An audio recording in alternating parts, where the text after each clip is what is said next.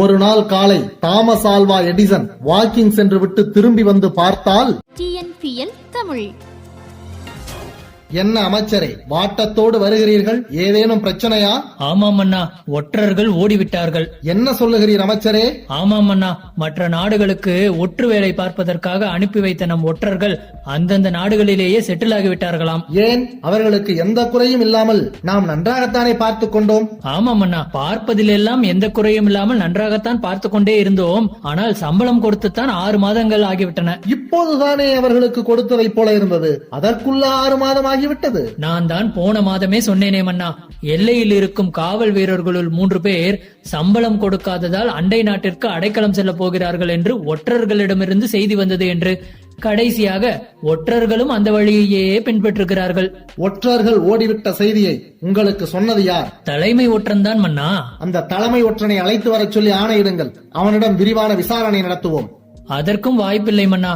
ஒற்றர்கள் ஓடிவிட்ட செய்தியை சொன்னதோடு தனக்கும் அயல் நாட்டில் அரசாங்க வேலை கிடைத்துவிட்டது என்று சொல்லிவிட்டு விடைபெற்றுக் கொண்டான். கொரோனா பாதுகாப்பு ஏற்பாட்டினால் ஏற்பட்ட நிதிச்சுமையினால் 6 மாதங்களாக சம்பளம் இல்லை, ஆனால் வேலை மட்டும் செய்யுங்கள் என்றே சொல்லிக் கொண்டிருந்தால் அவர்கள்தான் என்ன செய்வார்கள்? நிலைமை இப்படியே சென்று கொண்டிருந்தால் அயல் நாட்டிற்கு புறப்படுவதற்கு அடுத்த மாதம் 2 அமைச்சர்களே தயாராவார்கள் போல் தெரிகிறது.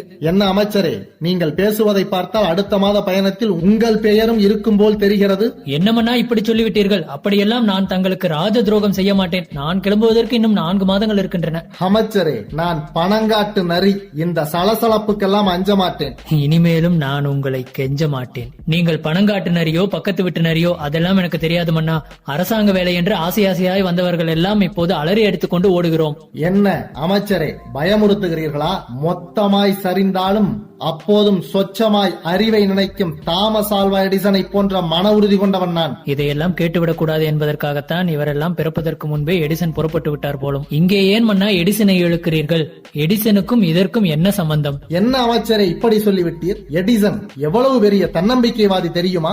ஒரு நாள் காலை தாமஸ் ஆல்வா எடிசன் வாக்கிங் சென்று விட்டு திரும்பி வந்து பார்த்தால் 13 ஆண்டுகளாய் கஷ்டப்பட்டு எடிசன் உருவாக்கிய சோதனை கூடம் எரிந்து கொண்டிருக்கிறது. அதை பார்த்த எடிசன் என்ன சொன்னார் தெரியுமா? இந்த நெருப்பு அந்த வானத்தோடு அப்படி என்னதான் பேசிக் கொண்டிருக்கிறது என்று கவிதை படித்தார். அங்கு கூடி வேடிக்கை பார்த்து கொண்டிருந்த மக்கள் சொன்னார்கள், சோதனை கூடம் எரிந்த அதிர்ச்சியில் எடிசனுக்கு பைத்தியம் பிடித்து விட்டது என்று. அட பைத்தியக்காரர்களா! அங்கே எரிந்து கொண்டிருப்பது என்னுடைய உழைப்பு அல்ல, என்னுடைய 13 ஆண்டு கால தவறுகள். இத்தனை ஆண்டுகள் நான் உழைத்து கண்டுபிடித்த கண்டுபிடிப்புகள் எல்லாம் என்னுடைய மூளையில் பத்திரமாயிருக்கிறது. அவைகளை வைத்து இது போன்ற எத்தனையோ சோதனை கூடங்களை என்னால் உருவாக்க முடியும் என்றார் எடிசன். அப்படிப்பட்ட எடிசனை போன்ற மன உறுதி கொண்டவன் நான். ஒரு நிமிடம் அண்ணா, என்னுடைய அலைபேசியில் ஏதோ அழைப்பு இருக்கிறது. ஹலோ, அப்படியா? அதெல்லாம் வேண்டாம். மன்னர் இதுநாள் வரை சேகரித்த அறிவை வைத்து எத்தனையோ உருவாக்குவார். என்ன அமைச்சரே, யார் அலைபேசியில்? அது ஒன்றுமில்லை மன்னா, நம்முடைய தலைமை பாதுகாவலர் தான் அழைத்திருந்தார். தங்களின் அந்தப்புறம் அல்லோலமாகிக் கொண்டிருக்கிறதாம். என்ன, எல்லோரும் சண்டையிட்டுக் கொண்டிருக்கிறார்களா? தீ பிடித்து எரிந்து கொண்டிருக்கிறதாம் மன்னா. அப்படியா? பதற வேண்டாம் அண்ணா, அவர் தீயணைப்பு வாகனங்களை வரவைத்து தீயை அணைக்க சொல்லிவிட்டாராம். பேரிடர் மீட்பு நடவடிக்கைகள் அனைத்தையும் மேற்கொள்ள சொல்லிவிட்டாராம். இந்த தகவலை உங்களிடம் சொல்ல சொல்லி அலைபேசியில் என்னை அழைத்திருந்தார். அப்பாடா, இப்போதுதான் நிம்மதியாக இருக்கிறது. ஒருங்கள் மன்னா, நான் என்ன பதில் சொல்லேன் என்று நீங்கள் கேட்கவில்லையே. என்ன சொன்னீர்கள்? ஒன்றும் செய்ய வேண்டாம், அனைத்து நடவடிக்கைகளையும் நிறுத்துங்கள், அந்த புறம் கொழுந்து விட்டு எரியட்டும், அந்த நெருப்பு வானத்தோடு சென்று ஏதோ பேசிக் கொண்டிருக்கட்டும் என்று சொல்லிவிட்டேன். மன்னர் இதுநாள் வரை சேகரித்த அறிவை கொண்டு அது போன்ற எத்தனையோ புறங்களை உருவாக்கிக் கொள்வார் என்று சொல்லிவிட்டேன். டிஎன்பிஎல் தமிழ்.